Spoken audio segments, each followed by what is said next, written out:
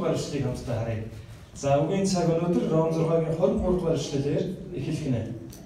Ром 6-гийн 23. За энд байдаг ус эндэр маань хурдан хугарсан байна. За та бүхэн маань эндэрний төлөө залбираарай. Зөөхөд хөвтөх эндэрний төлөө. За Ром 6-гийн 23 дээр ингэж хэлсэн байна. Учир нь нүглийн хөлс бол үхэл, харин Бурхны бэлэг бол бидний эзэн Христ Есүс доторх мөнх ам мөн гэсэн. Амен. Бүгдээ хамтдаа залбираад эзний үгийг хүлээн авъя. Хайртай мөнхийн эзэн минь, өнөөдөр та өрийн үгээр энд байгаа охид хөвгүүдээ нэрөөж, тэдний зан чанар, зүрх сэтгэл, амьдралыг бас итгэлийг та өрдөж барьж байгуулж өгөөрэй. Таны үг бидний амьдралыг дүүргэж, таны хүссэн нэгэн болгон бидний хувьсхан өөрчлөх болтугай. Эзэн Есүсийн нэрээр залбирлаа. Амен. За нэгэн философийн багш, их сургуульд хичээл заадаг философийн багш нэг өдөр яг амьдралын философийн талаар, амьдрал бол ийм утга учиртай, үнцэнтэй юм а гэдэг талаар заагаа зогсож байж л дээ. Гэсэн чинь нэг оюутан сандарчсан, дээр нь бас хоцорчсан, нэлээд санд руу хар урдаараа дахиад ороод ирсэн байна.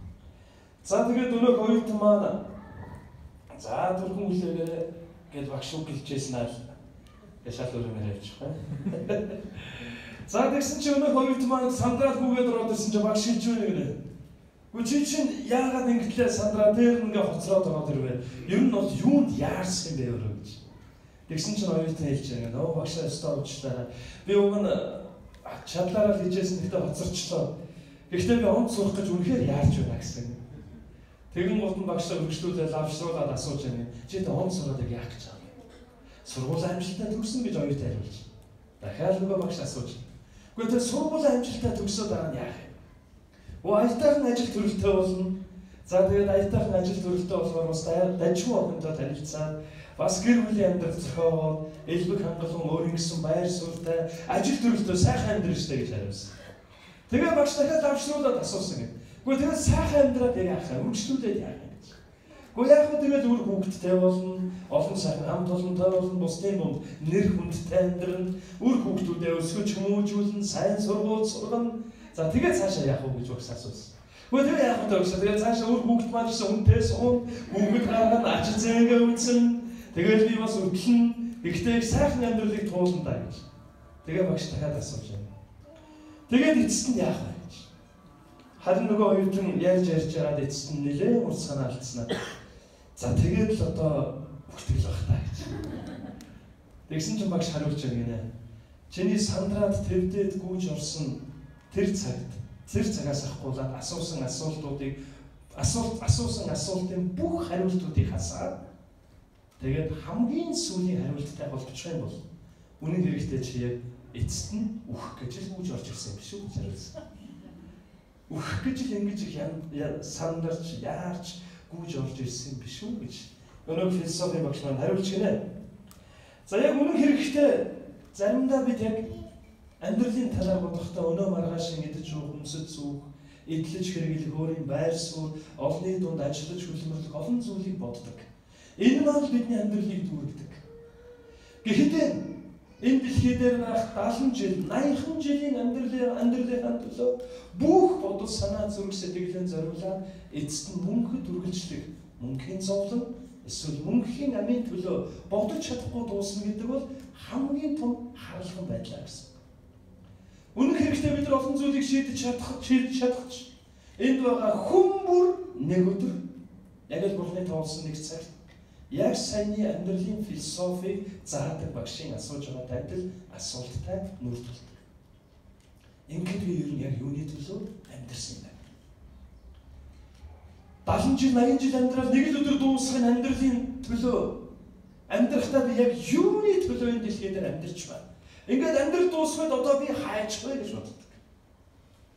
Үхэлтэй хүн болгон нүүр тулна гэсэн. Хизээ энэ дэлхий дээр ирж хизээ энэ дэлхийгээс явахаа бид нар шийддэг. Энэ дэлхий дээр мэдлэгтэй би тэдэн сарын тэдэн тэгэж ингэж төрнө гэж төлөвлөж яваад ирсэн юм байна уу? Байна уу? Нэг удаа би нэг оюутнууд лекц уншиж байгаа тэдэн сарын тэдэн тэгж ингэж төрнөө тийм айл төрнөө гэж байгаа төлөвлөж байгаа гэсэн юм байна гэсэн чинь нэг оюутан гараа өргөдөг. Тэгээ би энэ үнэхээр агуу оюутан байна. Энэ оюутны нэрийг за одоо зургийг аваад нэртэй танах одоо энэ хүнд самар дээрээ тавиач.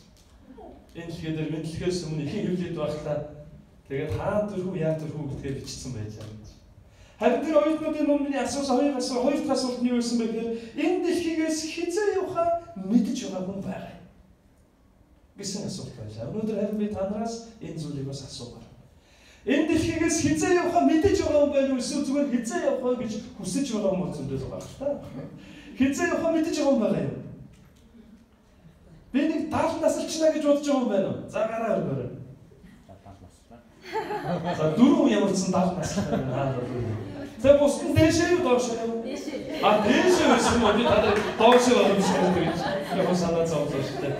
За 80 настай гэж юм байна уу? Яа. За нэлээ олон болоод 12 долоо явчихлаа. 90 настай гэж юм байна уу? Нэг 8-9 настай. Бусдын тэгээ яг 100 орох гэдэг байгаа. Муу эсвэл бүр доошоо явах гэдэг юм.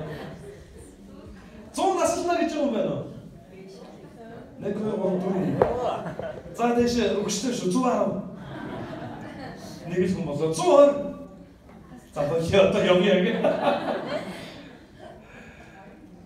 За яг үнийг хэлэхэд бид эртөө хэзээ нэгэн цагт энэ дэлхийн амьдралаа дуусгаад амьдралыг бүтээсэн, бүхнийг цэгэрдэг Бурхны өмнө амьдралаа тайлгнахаар очно. Харин та тэд насалмаар эд насалмаар байна гэж гараа өргөж байгаа боловч үнэн хэрэгтээ та бид бүгдээрээ хизээ хороогоос явахаа мэдэхгүй. 80 наслна гэж байгаа эсвэл 90 наслна гэдэг өөдрөгөр гараа өргөж байгаа болж байна. Сайн байна. Гэхдээ бид нар бодоогүй төлөвлөөгүй цагтаа л энэ хорвоог орхидог. Харин үхэлтэй нүүр тулах үед хүн болгон ард үлдэж байгаа амьдралын өдрүүдэд дүгнэж бодож цэглэж амьддаг болов уу бас яадаг бол. Ялангуяа өвдөө шаналаад хэвтэж байгаа үедээ би юуны төлөө амьдсан бэ гэж хүн болгон боддог тухай би нэг биш удаа сонсож бас уншиж байлаа. Тэгэхээр ах дүүс нэг л өдөр бидний амьдрал дуусаж хүн болгон үхэл гэдэг энэ зүйлтэй нүүр тулна. Харин үүний дараа үргэлжлэх зүйл нь мөнх байх гэдгийг ойлгох хэрэгтэй гэсэн. Төрхөн зурих дуусаад дараа мөнхийн зүйлс үргэлжлэнэ. Хажуулах нь хараад хэлдэг. Төрхөн зурих дуусаад дараа мөнхийн зүйл үргэлжлэнэ. За харин би одоо нэг зүйлийг танаас асууя. Төрхөн зурих өнөөдөр хэрвээ дуусвал тэгээд мөнхийн үргэлжилвэл мөнхийн улсад байна гэж бодож байгаа хүмүүс байна уу? Эсвэл мөнхийн зовлон байна гэж бодож байгаа юм байна. Маш олон хүмүүс үглийн талаар бодохдоо зүрх сэтгэл нь харагдаж бас л хэцүү амаргүй болдог. Харин эзэн Есүст итгэсэн хүмүүс, үнэхээр итгэлээр эзэнтэй залгагдсан хүмүүс үхэл гэдэг айдснаас чөлөөлөгдөж аль хэзээ мөнхийн амь руу шилжсэн байдаг гэсэн. Иохан номын 5-р бүлгийн 24-р эшлэлээр энэ талаар ингэж хэлсэн. Үнэнээр би танарт хэлье. Миний үгийг сонсоод намайг илгээгч түүнд итгэгч нь мөн хамтай болох бөгөөд яллагдахгүй. Харин үхлээс өнгөрч амь руу шилжвэ гэсэн. За энэ ишлэлийг бүгдээрээ хамтдаа сайн хэлээд их олон сайхан сургаалуудыг бид сонсож байгаа. Гэхдээ өнөөдөр амьдралын маань хамгийн чухал зүйлээ бүгдээрээ хамтдаа өнгөний харна гэсэн. Энэ бол маш чухал зүйл. За намайг дагаад бүгдээрээ сайхан яриад бөөндө хоороор хэлээд. Үнэнээр би танарт хэлье. Миний үгийг сонсоод намайг илгээгч түүнд итгэгч мөн хамтай болох бөгөөд яллагдахгүй. Харин үхлээс өнгөрч амь руу шилжвэ. За өнөөдрийн сургаалын сэдэв бол нэгүслэр ирсэн мөн хамын ерөөл гэсэн сэдвээр эзэн үгийг болцсноо. Нэгүслэр ирсэн мөн хамын ерөөл. Нэгүсэл гэдэг үгийг ихэд маш товчхон тайлбарлая. Нэгүсэл гэж яг юу гэсэн үг вэ? За яг байна. За Библиэс хэлээ та бүхэн намайг дагаад хэлээ шүү. Авах цогсгүй сайныг хүртэх цогсгүйнийг хүртэхийг нэгүсэл гэнэ. Амен. За хажууд байгаа руу хараад нэг хэлчихээрэй. Авах зохисгүй сайныг хүрдэг зохисгүйнийг хүртгийг нэгүсэл гэнэ.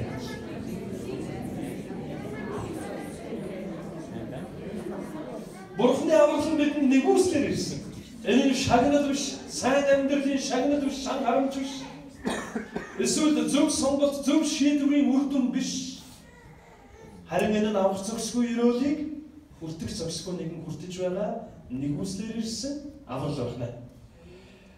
Нэг удаа би нэг залууд сайн мэдээ ярьжсэн чинь нөгөө залуу маань нэлээд удаа сонсож байгаад ингэж байна. Гоёха юу яаж болох вэ? Ер нь Есүст итгэхээр бас жоохон хэцүү байна. Тэгээ би айгу залуу байна, арай залуу байна итгэхэд. Тэр хөгжүүл зорьсон сайн мэдээ юм байна. Тэгснэ нөгөө залуу маань тэгж би арай залуу байна. Тэгээ ер нь өөрийнхөө амьдарч дур зоргоороос амьдарч хүснээ хийж явж байгаа. Яг чад хийхээ өмнө зад сайхан гэмшээл. Тэгэл явчих болохгүй юм. Тэгээ нөгөө залуу бол юу гэж хэлсэн гэхээр Есүст итгэдэг амьдралыг хийж яахан ууж идэж болохгүй, парт идэж болохгүй, инээж болохгүй, баярлаж болохгүй нэг тийм үнэтэй амьдрал гэж бодоод байгаа шүү.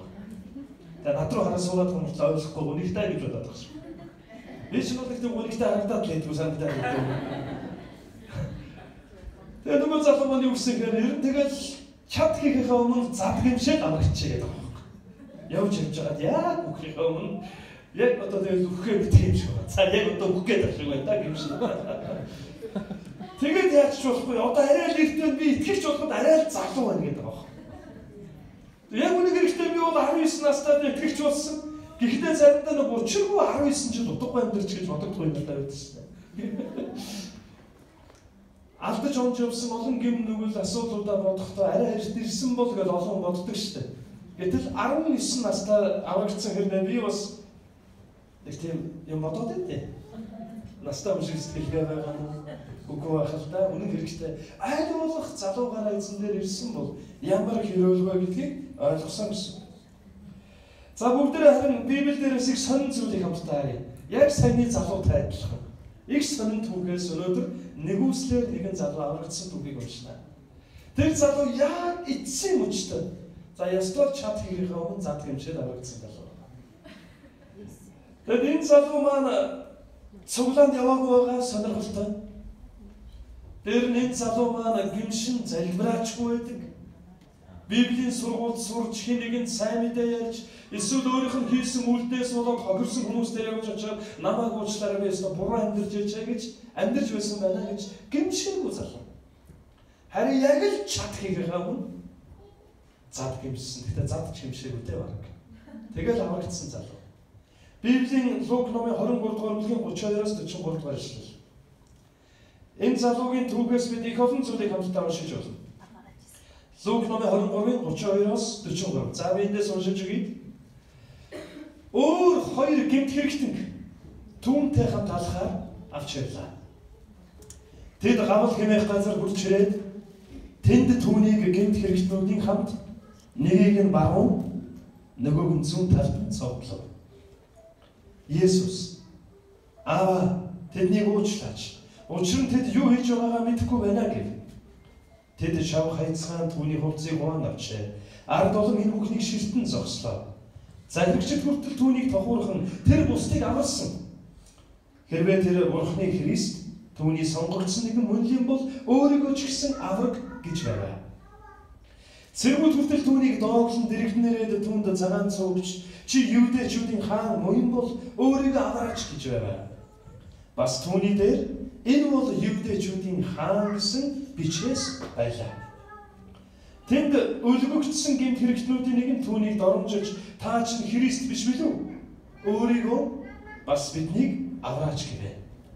Харин нөгөө түүнийг зэмлэн чи адилхан ялдунсан атлаа Бурханаас айхгүй байна уу? Бид үйлдсэн хэргийнхээ төлөө зохих хариуг л авсан. Харин энэ хүн ямар ч буруу юм үйлдээгүй шүү гэд тэр. Есүсээ та өөрийнхөө хаанчлалд очихдоо намайг санаарай гэвэ. Тэгтэл Есүс түнд үнэнээр би чамд хэлье. Өнөөдөр чи надтай хамт диваачнд байх болно гэсэн. Амен. Эзэн Есүс бүх хүн төрлөختний төлөө загалмаа дээр цогцлогдож байх үед цовдлогдсон нас барж авах үед түүний баруун болон зүүн талд нь хамтдаа цовдлогдож байсан хоёр гэмт хэрэгтний хэрхэн хоорондоо ярилцсан түүнийг бид хамтдаа уншлаа. За энэ түүгээс хэрвээ бид харах юм бол Эзэн Есүс Христ ямар ч нүгэлгүй атлаа буруутгагдан таны төлөө миний төлөө загалмаа дээр цовдлогдож байгаа гэсэн гарч. Израилийн Иерусалимээс холгүйхан байдаг. Галлын газар гэж нэрлэгддэг буюу Голгота гэдэг тэр том довцхийн орой дээр бүх хүн төрлөختний гэм нүглийн асуудал шийдэгцээ гэсэн.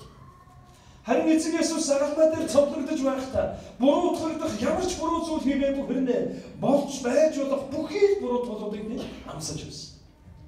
Үйл явдлыг хэрвээ бид товчхон харах юм бол Есүс эзэн тэр загалмаа дээр цовдлогдож байх үед нь түүнийг маш олон удаа хүмүүс дохуурхаж, доромжилж, янз бүрээр хэлж байсан. Харин хариуд нь Есүс юу гэж хэлсэн бэ? Юу гэж хэлсэн бэ? 23-р бүлгийн 34-р эшлэгийг харвал Есүс эзэн Аава тэднийг уучлаач, учир нь тэд юу хийж байгаагаа мэдэхгүй байна гэж хэлснийг эс тооцвол Есүс эзэн өөр баран хүч гэлээ. Харин Исаи номын 53-р бүлэг дээр яг энэ талаар хэлдэг. Тэр гэм нүгэлтэй биш шатлаа, гэмтнүүлтэй хамт тоолдож, загалмаа дээр хатгагдсан зовн шандаж байхдаа хяргагчийн өмнө байгаа хонь мэд дуугаа хураана гэж хэлсэн байдаг. Тэгээ өнгөрсөн 19 сард Филиппинээс ирсэн багийнхан 8 сарын 20-нд Филиппинээс ирсэн багийнхан хамтдаа дархан явсан. Тэгээд тэр үед яг энэ Исаи номын 53-р бүлэг дээр байдаг ишлэгийг хуваалцж байлаа. Яг хаана хуваалцсан бэхээр дарханд Филиппинээс ирсэн багийнхантай гараж дотор хуваалцж байлаа. Яагаад гараж хуваалцж байсан гэж та нар бодож байна? За монголчууд болсон гаднаас хүндтэй зочид ирсэн учраас хоёр хон гарах гээд гараж аваад ирсэн байсан байхгүй юу? Тэгээд нөгөө хоёр хоноо гарах гээд гаражд оруулж ирээд тэгээ би бас жоохон даатгалаа. За одоо бүгдээрээ хоньнуудынхаа төлөө залбирцгаая гэх. Нөгөөд мань хөөргөн залбирах гал ингээд зогссон. Тэгээ зарим нь хонь анх удаа харж байгаа гин. Тэгэл хэллээ том утгагүй нөө бидний төлөө амиа өргөнө. Энд байгаа 40 гаруй залуучуудын төлөө тэдний өдрийн хоол болж өөргөө амиа өргөнө. Тэгсэн чинь ямар хэцүү юм бэ? Ямар хэцүү юм бэ? Тэгээ цаа бүгдээр хамт залбирая гэж тэгсэн чинь айгүй юм болоо. Тэгээд дараа нь хэлсэн. За одоо тэгээд ингээ гаргана гэж тэгсэн чинь нөгөө хонь гаргах гэдэг ирсэн маань юу маш хурдан гарч байгаа. Дээж нь харуулаад хөлрөө гэж дарж байгаа. Ингээд гараад оруулаад нөгөө чинь тэгээд миний хажуу дээр пасторог одоо яа ингээ алчиж байгаа юм сүрхийн сугалж гарч ирэх үг юм.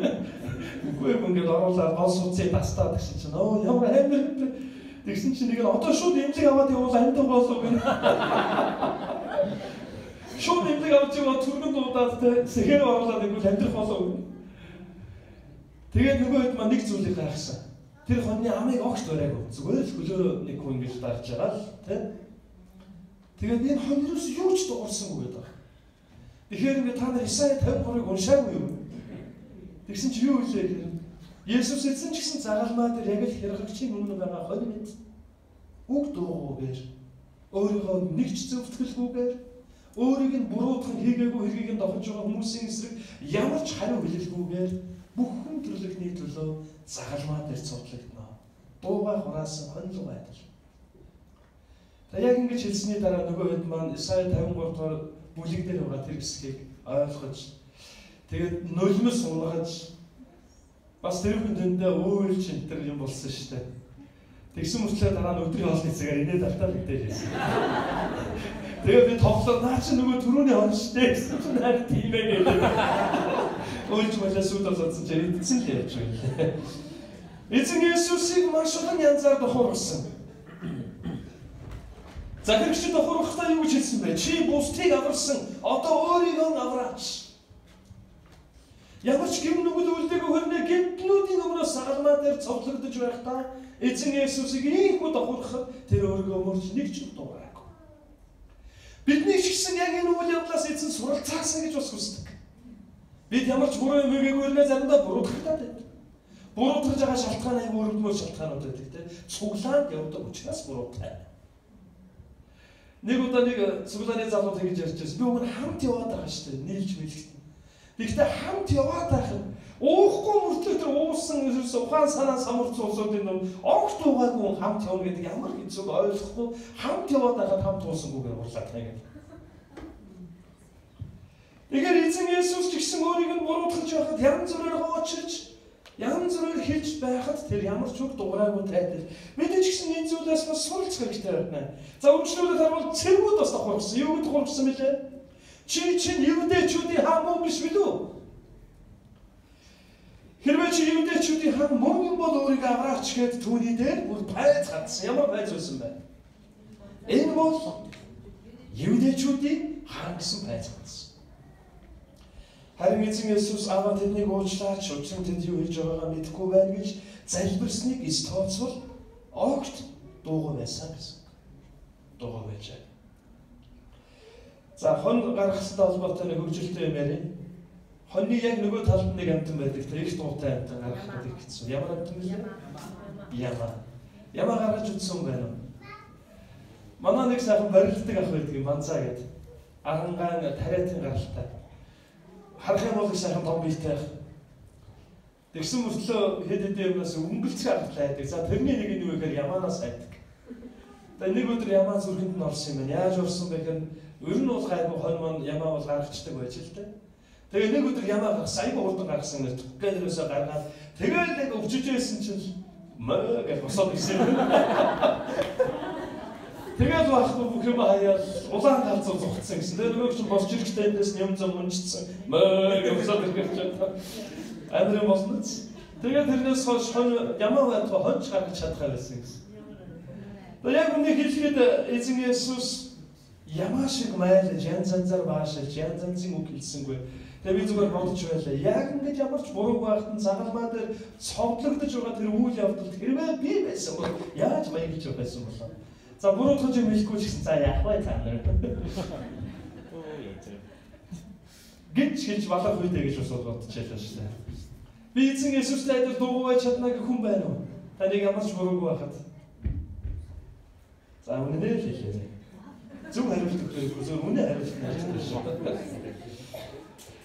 За үүнээс гадна өнөө хүмүүсийн дунд бас нэгэн хүн Есүс эзнийг хоочилж янз бүрээр хэлсэн. Үнэн хэрэгтээ тэр хүн бол яг тэр загалмаа дээр амь тавьж байсан. Хоёр гэмт хэрэгтний нэг нь байсан.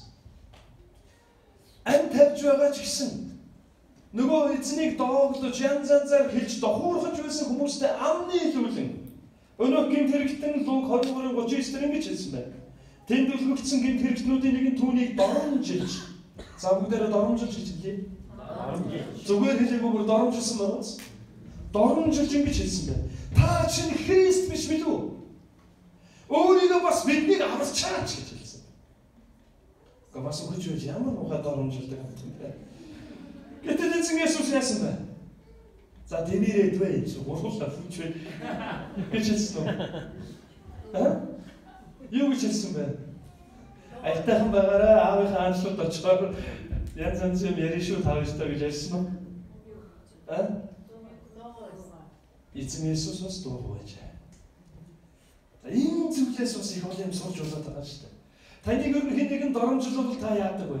Зүгээр хаа зүр шидэд зүрүүлээ тэм шиднэ гэдэг зарчмыг барилдаг. Яг ер гэмэдэ тэрнтэй ярьдаг. Хүн яаж харилцсан тэгж харилцсан.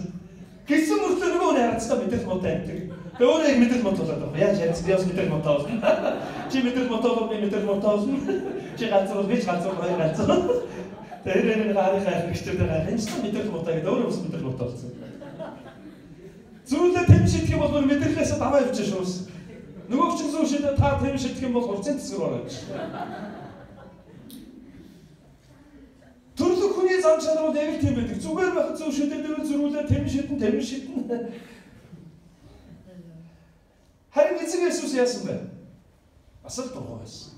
Түүнийг доромжилж байхад буруутгаж байх. Харин дургүй байх үед нь нөгөө гэмт хэрэгтнүүд эзэн Есүсийн өмнөөс нэгэн зүйлийг хэлсэн байна. За өнөөдрийн суралцах гол зүйл яг энд гарч ирж байна. Луг 23:40-43 дээр харин нөгөө гэмт хэрэгтэн харин нөгөө түүнийг зэмлэн чи адилхан ялт унсан атлаа. Бурханаас айхгүй байна уу? Бид үйлдсэн хэргийнхээ төлөө зохих хариуг авсан. Харин энэ хүн ямар ч муу юм үйлдээгүй шүү гэд тэр. Есүс ээ. Та өөрийнхөө хаанчлалд очихдоо намайг санаарай гэвэ.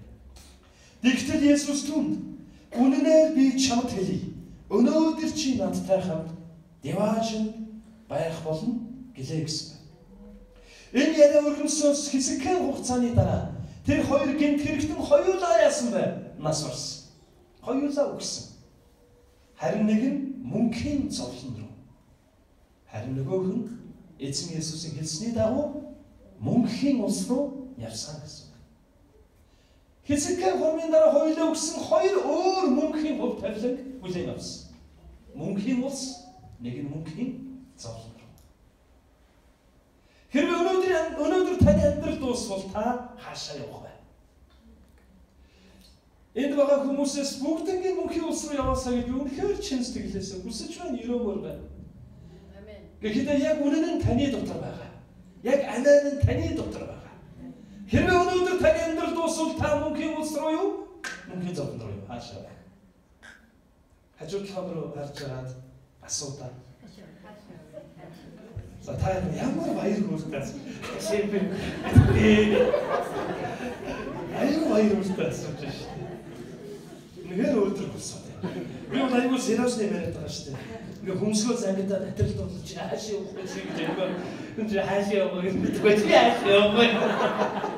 Ай энэ газар явах юм уу? Өөр газар явах юм уу?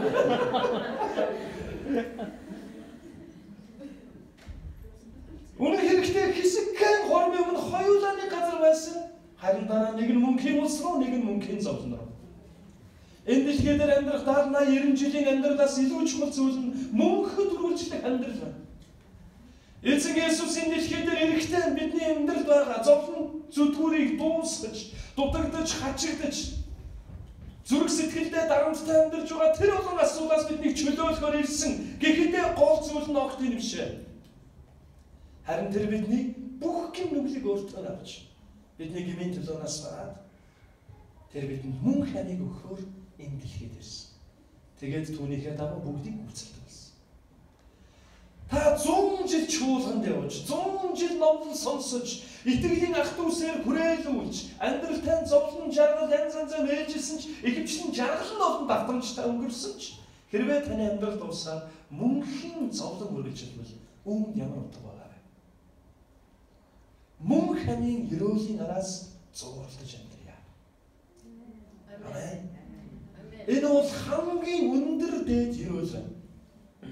Хэрвээ та чуулганд 100 жил яваад зан чанар төлөвшөл бүх зүйлтэй бусдад гайхахтаар нэгэн болж хизээж дутагдаж гачигдахгүй амьдарч тэр мэдхээс сайн хантай, сайхан үр хүүхдүүдтэй элбэг хангалуун байсан ч дараа нь мөнхийн зовлон үргэлжилвэл үүнд ямар үнцэн байгаа вэ? Таны амьдрал өнөөдөр дуусвал та хаашаа явах вэ? За өнөөдөр ямар ч үсэн дуусахгүй хаа гэж бодож байгаа хүмүүс өндөө байна. Гэхдээ бид хизээ энэ хорвоогоос явж эзний өмнө очихоо мэдэхгүй байна. Энэ хоёр гэмт хэрэгтнийг харвал нэг нь мөнхийн улс руу, нэг нь мөнхийн зовлон руу явсан. Тэгэхээр хормын дотор л хоёр өөр бүр тавилан руу бүл тавьсан гэсэн. Харин мөнхийн улс руу явсан энэ гэмт хэрэгтэн гурван чухал зүйлийг ойлгосон байна. Энэ гурван чухал зүйл бидэнд өнөөдөр Бурханаас өгж байгаа гурван чухал зүйл. Энэ гурван чухал зүйлийг ойлгосон учраас эзэн түүнийг эцсийн тэр цаг мөчтөнд бүх нүглийн уучлж өөрийнхөө мөнхийн улс руу авсан байна. Энэ гурван чухал зүйлийг ойлгуулгүйгээр эзний авралыг хүртэх боломжгүй байна гэсэн. Хамгийн ихнийх нь Лук номын 23 дугаар бүлгийн 40-41 дугаар эшлэгийг харвал харин нөгөө түүнийг зэмлэн чи адилхан ялдунсан атлаа Бурханаас айхгүй байна уу? Бид үйлдсэн хэргийнхээ төлөө зохих хариуг л авсан. Харин энэ хүн ямар ч буруу юм үйлдээгүй шүү гэсэн. Хамгийн ихний чухал зүйл нь энэ гэмт хэрэгтэн би болон чи бид хоёулаа гэмтэн шүү дээ. Хийсэн нүглийнхаа шанг хүртэж байна. Ойлгож байна үү? Би болон чи бид хоёр гэмтэн. Гэм нүгэлтэй учраас түүнийхэн шанг хүртэж байна гэдгийг хэлсэн. Хамгийн ихнийх нь өөрийнхөө нүгэлтэн гэдгийг энэ гэмт хэрэгтэн ойлгож байна. Бид өөрсдийгөө нүгэлтэн гэдгийг ойлгоно гэдэг бол бидний амьдралд байж болох хамгийн том ухаалын нэг. Ром 3:23 дээр эзэн хэлэхдээ бүгд нүгэл үлдсэн гэсэн. Энд юу гэж хэлсэн байна вэ? Бүгд гэж хэлсэн байна. Бүгд. Бүгд нүгэл үлдсэн. Энэ бүгдийн тоонд бол би орохгүй шүү гэж байгаа юм байна уу? Энэ баг бүгдээрээ нүгэл үлдсэн гэж хэлэв үү? Ихэнх нь нүгэл үлдсэн учраас бурхны алдараас авчаа гэж хэлсэн. Эсвэл эрчүүд нүгэл үлдсэн учраас эсвэл эмэгтэйчүүд гэж хэлэх байна. Бүгд нүгэл үлдсэн. Энэ орчлон ертөнцид нүгэлгүй хүн байна уу? Би төрсөн цагаас ахуулаад өнөөдрийн хүртэл ерөөсөө инклийн цагаан тагтаашаа амьдсан. Нэг ч нүгэлгүй гэж байгаа юм байна. Үнэн хэрэгтэй бол та бид бүгдээр нүгэлт ертөнцид нүгэл үлдэж амьдсан хүмүүсийн үр өдөн болж энэ орвод мэндэрсэн. Бүгд нүгэл үлдсэн. Би ямар ч нүгэлгүй гэж байгаа юм бол гараа өргөөрэй. Тэгвэл би таныг яар л том курсыг явахын төлөө залбирая. Нүгэл үлдэжсэн. Учир нь та бид нар хангалттай нүгэл үлдэж болох дэлхийд амьдарч байна.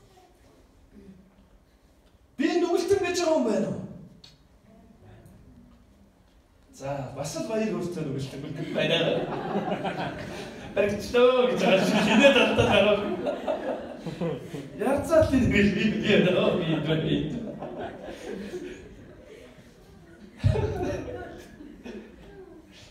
Аагийн нийгэмлэг гэж байдаг. Аагийн нийгэмлэг маань ахыг аригчтай нийгэмлэг. Тэгээд тэнд нэг удаа найз маань очиод нөгөө найз маань аль буугаад өнөхөр болохгүй байсан нөхөр байгаа. Тэгээд очичоод ирээд их сони юм ярьсан. Тэгээд юу ярьсан гэхээр баахан иршүүл ингээд тойроор суудсан байна. Тэгээд тойроор сууж байгаа би энэ тэгээд танилцсан юм байна. Танилцахдаа их сонин нэрээр танилцсан. За сайн байна уу намайг одоо очиог Отгонбаатараа гэж хэлэхдээ урд нь заавал тодтгол хэлдэг гинэ. Энэ тодтголыг хэлэх нь архинаас гарах хамгийн ихний шат юм. Ямар тодтгол хэлдгүүгээр босч ирээ. За сайн байна уу би одоо архаг аригч очиог Отгонбаатар байна гэж. Би архинд донтогч байна гэж өөрөөгөө танилцуулдаг. Харин олон хүмүүс яадаг вэ? Би арх уугаагүй, би арх уудаггүй, би донтдоггүй. Тэр донтдог хүмүүс нь гадуур явж байгаа. Би бол зүгээр өнөрлөг уудаг, зүгээр хэргэлдэг сүнчтэй хэрэглэж. Гэж хэлж явсаа үнзгээ орчих. Харин архинд орсон хүний хамгийн ихний архинаас гарах ихний одоо гэлгээгээ татаж байгаа, ухаал авсарч байгаа үг нь юу вэ гэхээр би архаг аригч юм байна гэдэг үг байна. За би таныг одоо ухаал авсархаар нэг чухал үгийг хэлээсэй гэж уриалмаар. Ихтэй архаг аригчны талаар биш л дээ. Харин та өөрлөгөө 7 зарж байгаа. За би бол архаг гэмтэн байна гэж хэлж байна. Йоо. Чиний хоёроо нөөш. Бүгд нүгэл үлдсэн. Бид бүгдээрээ нүгэлтэй гэдгийг ойлгосон нүгэлтнүүд байна. Харин бидэнд найдвар байна гэсэн. 2004 онд дэлхийд даяар алдарсны гайхалтай кино гарсан цагаас ахгуулаад маш олон оронд таашаал үлдсэн. Гэхдээ энэ кино маань нэлээд хүнд стилийн, хүнд жанрын кино байсан. Харин энэ киноны зохиогч нь Мел Гибсон байсан. 2004 онд хийсэн энэ кино Passion of the Christ буюу Христийн шанал гэдэг кино. Энэ кинонд Мел Гибсон киногийн дуусны дараа сурвалжлагч түүнээс асуусан. Та ихэнх киноны гол дүрүүдийг бүтээсэн. Та бол чадварлаг жүжигч. Энэ чухал киноныхоо гол дүрд нь та яагаад өөрөө тоглосон бэ? Эсвэл туслах дүрд нь ч та тоглож болох байсан даа гэж. Харин Мел Гибсон юу гэж хариулсан гэхээр би гол дүрд нь тоглосон шүү дээ гэж хариулсан.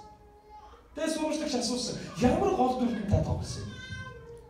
Яг Есүсийг загалмаа дээр цовдлогдох үед түүний гарт хадаас хадаж байгаа тэр гар бол миний гар байсан юм гэж хэлсэн. Есүс эзний загалмаа дээр өрнөсөн 12 чухал үйл явдлыг өгүүлсэн энэ киноны хамгийн гол дүр бол загалмаа дээр хадаж байгаа гэсэн. Хамгийн өрнөлсөн.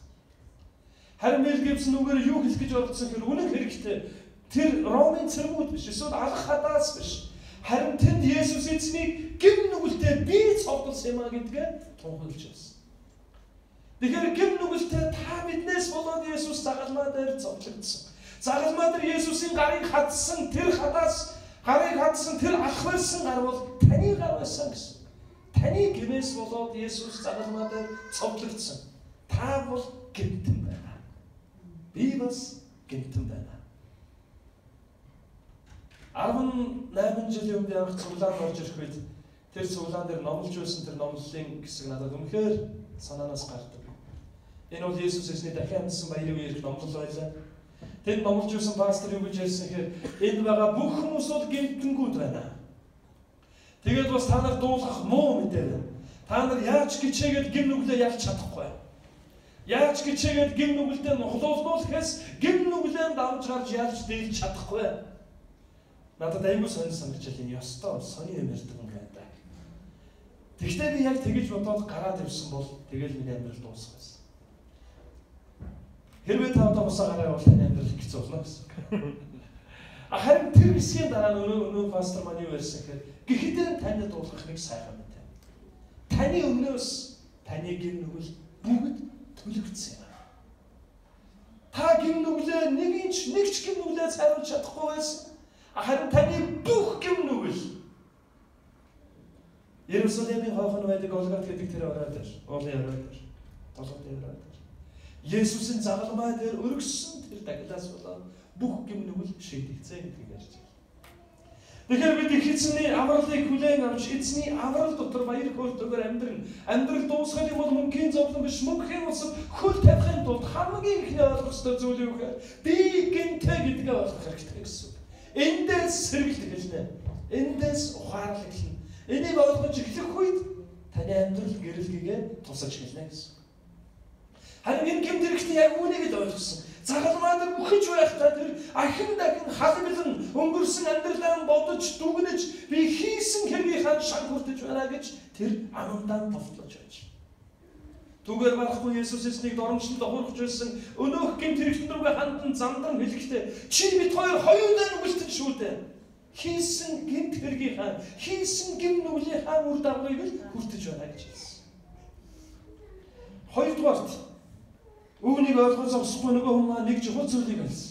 Тэр нь юу вэ гэхээр үүнийхээ үр дүнд Бурханаас шийтгэл зэмлэл хүртэнэ.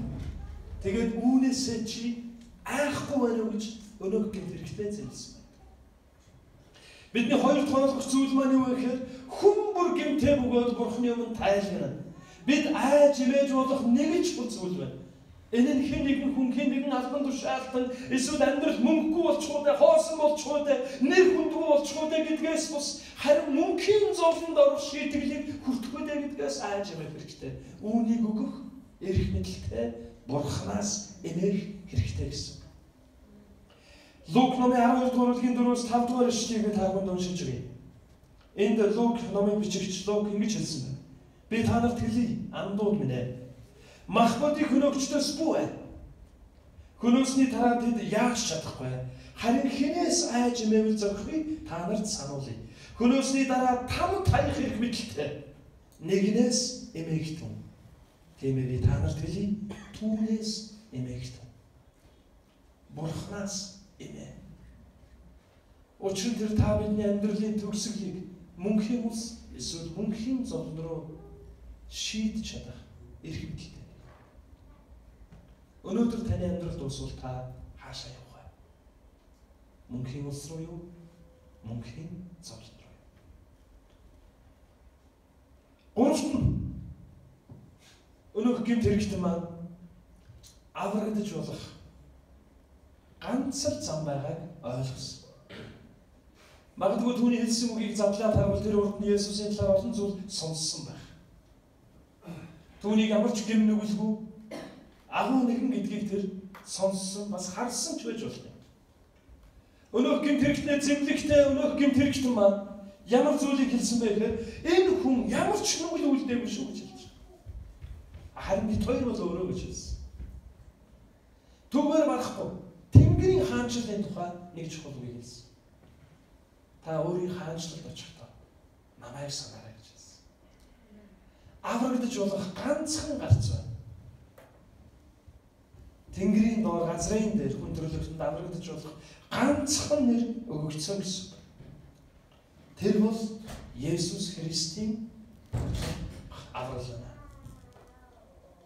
Амен.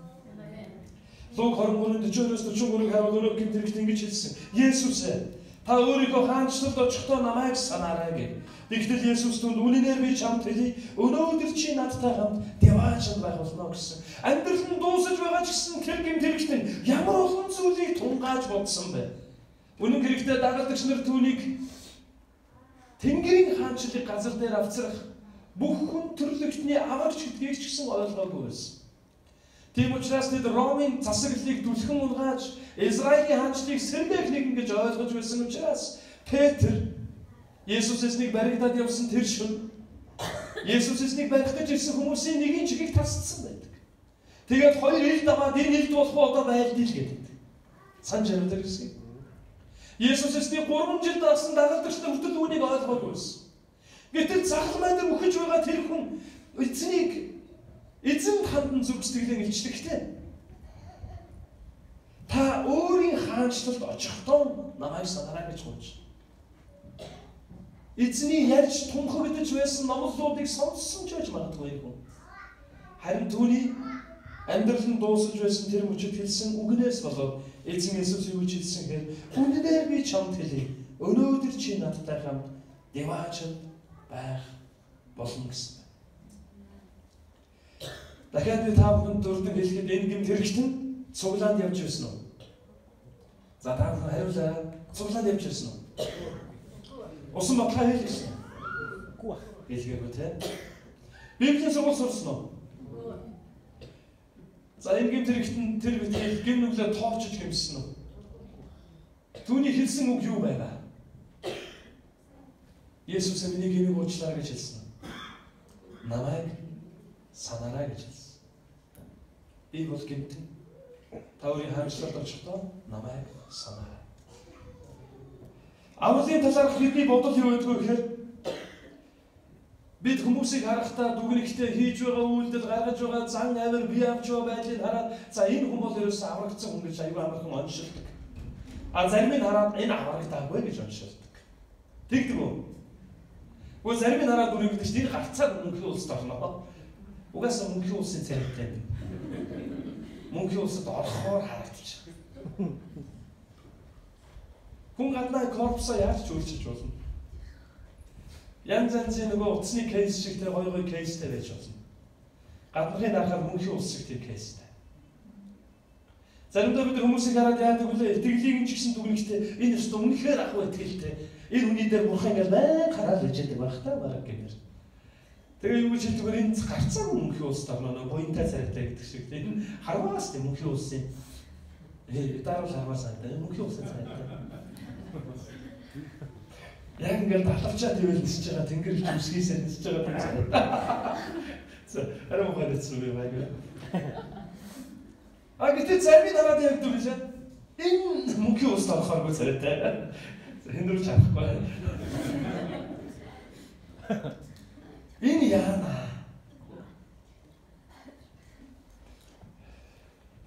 Энэ хүн гарцаагүй аврагдсан. А зарим нь хараад энэ өстой яаж аврагдахгүй.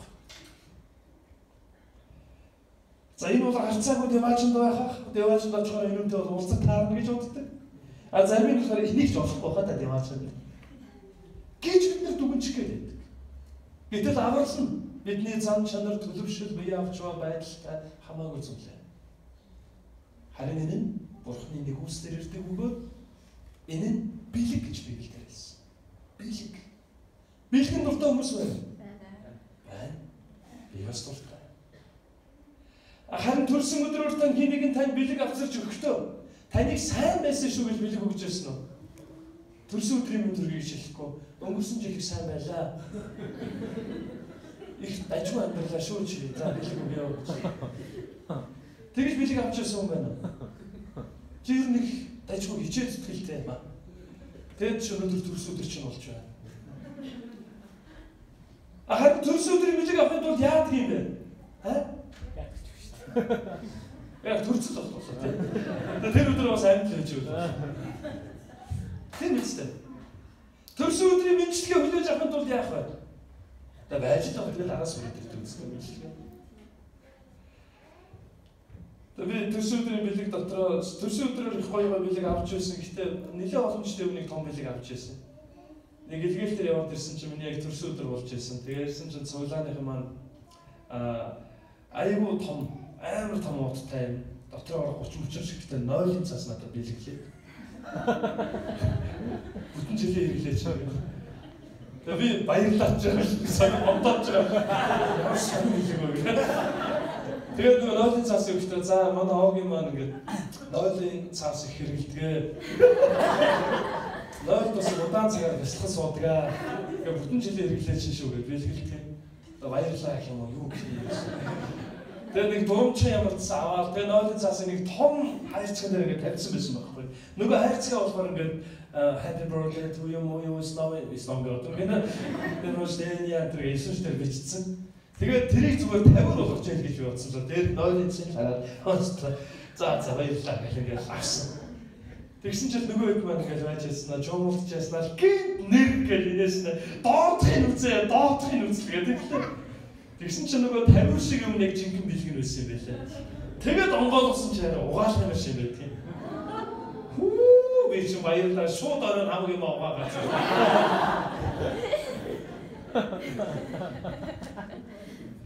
Яг үнийг хэлэхэд би илгээлтэнд сайн явж ирлээ гэж надад хэлэх өгүүлдэ зүгээр амьд минь эргэж ирээд төрсөн өдөртөө яг амьд байгаад зориулж өгсөн юм шиг байгаа юм. Ер нь төрсөн өдрөөр билег авахын тулд бид авьяастай байх чадвартай байх, эсвэл тэр өдөр илүү царайлаг харагдах, эсвэл өнгөрсөн жилээ дүгнүүлээд онцлог авах юм бол төрсөн өдрийн билег авдаггүй. Зүгээр л төрсөн учраас л авдаг. Харин Ром номын 6-р бүлгийн 23-р эшлэгийг харах юм бол учир нь нүглийн хөлс бол өхөл харин Бурхны бэлэг бол бидний эзэн Христ Иесус доторх мөн хан мөн гэж хэлсэн. Энэ нь үйлсээр биш нэгүслэр ирдэг. Энэ нь бэлэг мэт ирж байгаа. Цаанаас хүн төлөгдсөн харин наадаа ирж байгаа эзэн дээр яах вэ? Үнэгүй хэлж байгаа. Тэрнээс ирж байгаа эзэн дээр ирэхдээ ямар үнэтэй вэ гэсэн чи зүгээр наа чи нэг сая гаруй төгрөгийн үнэтэй тэгээ би чам наадаа чи бэлгэлж байгаа шүү 50% тэгээд сугруулж оруулаад цаа гэж байна. Гэвэл юу болох вэ? Төрсөн өдрийг далимдуулаад юм шахлаар гэсэн бэлгийн тоонд орохгүй шүү дээ. Тэгэхээр ах дүүс минь эзнээс ирж байгаа аврал бол нэгүслэр ирж байгаа аврал. Харин нэгүслэр ирж байгаа энэ авралыг бид хүлээн авахын тулд гурван чухал зүйлийг л ойлгоё. Эхнийх нь би бол гэмтэй гэдгийг ойлгоё. Харин хоёр дахь зүйл нь Бурхан бүх хүн төрлөختнийг гэм нүглийнхэн төлөө шүүнэ гэдгийг ойлгоё. Харин тэр шүүгдэх хүмүүсийн дунд миний нэр зохиж яваа гэдгээ хүлээн зөвшөөрнө гэсэн. Харин гурав дахь нь яавал би авралыг хүлээн авч гэм нүглээ уучлуулан Бурханы нэгүслийн Бурханы тэр ерөөлийн баяр хөөргийг амсгай. Энэ нь нэгүслэр гэдгийг ойлгоно гэсэн. Өнөө гэмт хэрэгтэн гэм нүглээ тоочин гэмшээгүй, уйлж хайлаагүй, аль эсвэл гэм нүглээ нэг үчлэн хэлээд 3 жилийн өмнө юм болсон амжих нүг гэдэг бүгдийг тоож хэлэх гэдэг. Тийм болоогүй тэр ихтгэл уучлаарай ч гэж хэлээгүй, намайг санаарай гэж хэлсэн. Ингэж хэлснийхэн төлөө эзэн түүнийг мөнхийн улстай угтан авсан гэсэн. Амен. Тэгэхээр эзний нэгүсэл ийм л агуу байхтай. Ямар ч гэмтэн хурж ирээд, ямар ч нүгэлтэн хурж ирээд нэг үрчлэн тоочоогүй байсан ч эзний аврал нэгүсэл найдан эцсийн хүчээр шавхан байж намайг бодоорой, намайг санаарай гэж хэлсэн. Тэр үгтэй адил эзэн рүү чиглэсэн үчлэл эзэн таалагддаг байна. Efes номын 2-р бүлгийн 8-р эшлэгийг уншаад сургаалаа өндөрлөе. Учир нь нэгүслэр та нар итгэлээрээ аврагдсан юм. Энэ нь та нараас биш, харин Бурханы бэлэг бөгөөд үйлсээр биш ажээ. Тиймээс хэн ч өөрөөрөө сайхахгүй болно гэсэн. Амен. Бүгд хамтдаа суудлаасаа босоод эзэн юм нэр. Сургаал эхлэхэд уншсан Ром 6-гийн 23-ыг би дахин та бүхэнд уншия. Учир нь нүглийн хөлс бол үхэл, харин Бурханы бэлэг бол бидний эзэн Христ Иесус доторх мөн хан мөн гэсэн. Магтаалын баг гарч ирээрэй. Ах дүүс минь таны гарт эзний өмнө очих үед мөнхийн улсын хаалгыг онгойлгох эзний нэгүслэр танд өгөгдсөн бэлгүүр байна. Их эзэн авралыг та бидэнд нэгүслэр хүртэх зохисгүй тэр хүмүүс болсон та бидэнд ерөөл болон өгчээ. Заримдаа харин бид шал өөр түлхүүр барьчаад таарахгүй байгаа хаалганд шургуулаа зогсож байгаа юмтай адилхан болчихдог. Эзэн минь би таны чуулганд яваад олон жил болж байна. Эзэн минь би хичээж байна. Их эзэн минь би таны замаар алах гэж, таны хүмүүстэй хамт алах гэж хичээж байна. Эзэн минь би Библийг уншдаг, залбирдаг гэсэн өөр төлхөөрүүдийг бариад зурсан. Харин Бурхны аврал нь бидэнд нэгүслэр ирдэг байна. Яг л тэр гэмт хэрэгтэн шиг эзний өмнө ирээд эзэн минь намайг санаач. Би бол үнэхээр гэм нүглийнхаа энэ ёрын гэм нүгэлтэй дүрдөрхөөрөө би таны өмнө очив. Би гарцаагүй мөнхийн зовлонд орох гэмтэн. Энэ дэлхий дээр 70-80 жил амьдраад 50-60 жил амьдраад дуусаад дараа нь мөнхийн улсад биш мөнхийн зовлонд унах тийм л нүгэлт цагаар алгасан. Иесус намайг санаарай.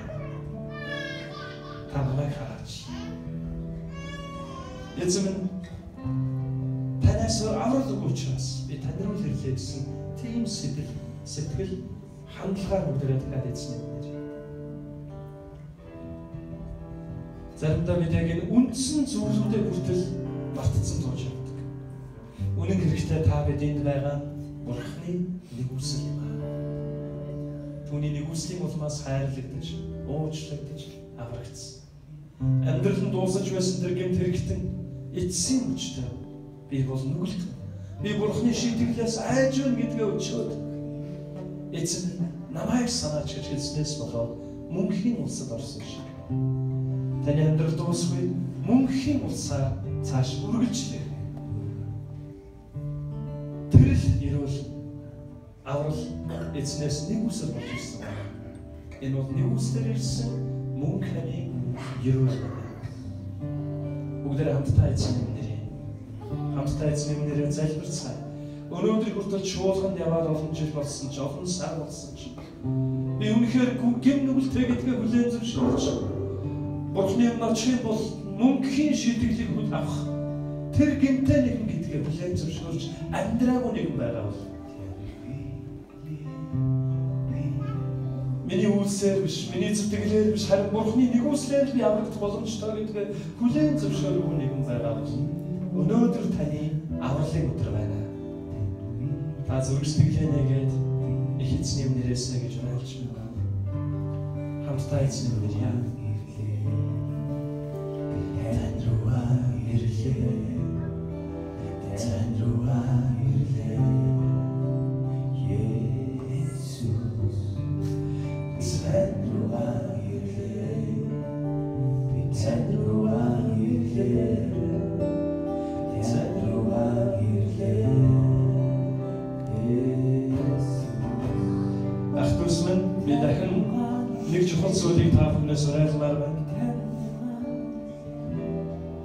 хэрвээ өнөөдөр би зүрх сэтгэлээ нэгээд яг Бурхан руу ирж нэгүслээрээ надад бэлэг болон өгч байгаа мөн хамын өрөөлийг би авмаар байна гэж байгаа би нэгэн энд байгаа бол би гэм нүгэлтэй бөгөөд Бурханы өмнө очивол гарцаагүй мөнхийн шийдэглийг хүртэх тийм л гэм нүгэлтэй байна. Надад аврал хэрэгтэй байна. Өнөөдрийг хүртэл би чуулганд ирж очсон ч зүрх сэтгэлээ нээж би яг ингэж итгэлээ гэсэн өвчөөгүй байна. Би өнөөдөр үнэхээр Бурханы аврал руу бүх амьдралаа дэлгээд ирмээр байна гэж хүсэж байгаа нэгэн байгаа бол энэ таны амьдралдаа гаргаж байгаа хамгийн чухал шийдвэр. Яг ингэж хүсэж байгаа бол та байгаа газраа араа эзэн суугаарай. Яг ингэж хүсэж байгаа нэгэн байгаа бол байгаа газраа араа эзэн суугаарай. Тэгээд та нүдэ ханаад чин сэтгэлээсээ их эзэнд намайг дагаад тунхаглан итгэлээ өчөөрэй. Бүхнийг бүтээсэн мөнхийн эзэн минь ээ. Би гэм нүгэлт хүн гэдгээ хүлээн зөвшөөрч байна. Би таны өмнө очих юм бол мөнхийн шийдэглийг авах нүгэлтэн гэдгээ хүлээн зөвшөөрч байна. Их эзэн Есүс та миний гмийн төлөө загалмайдаа өгч миний бүх гмийн төлөөсийг төлсөн баярлалаа. Их эзэн намайг санаач. намайг уучлан өршөөж миний амьдралыг өөрийн авралаар дүүргэж өгөөч. Энэ өдрөөс эхлээд тантай уулзах өдрийг хүртэл таны замаар явхад надад туслаач. Миний гмийн төлөө нас марж дахин амьсан аврагч Есүс таныг би амьдралдаа мөрч байна. Энэ бүх залбирлаа их эзэн Есүс таны ариун нэрээр өргөж байна. Амен. Амен. Бүгдээ хажууд байгаа хотын гараас байна. Тэгээд хамтдаа залбирах цагийг гаргая.